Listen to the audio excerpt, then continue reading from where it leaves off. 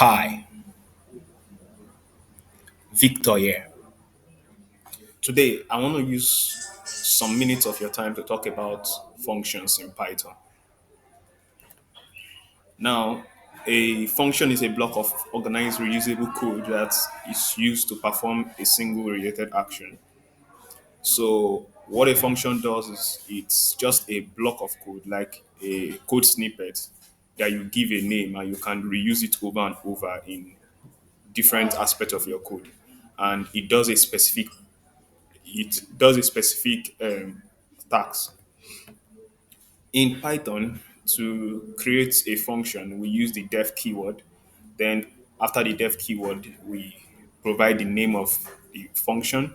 So in the case of what you can see on the screen, we have foreign to Celsius. Then the function can also be passed parameters. These parameters is considered the input to the function because in mathematics, a function receives and can receive an input and then give you an output. So in this case, the return key statement or the return keyword is used to return the output to the user.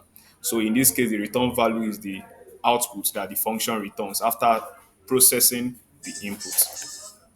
Also, this diagram gives us a better description of what is happening. There is an input going into function f, and then there is an output coming from the other side. Now, you should know that this an output coming from a function can also be given as an input to another function. In the other case, you see that the output coming from function f went into function g as an input before, and function g now gives us a new output. Now there are two types of function. We have the user-defined function and the built-in functions. The built-in functions include functions pi, like the print function in Python, input function in Python.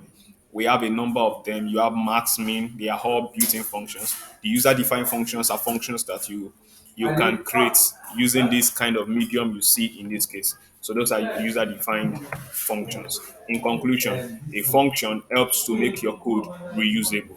Thank you.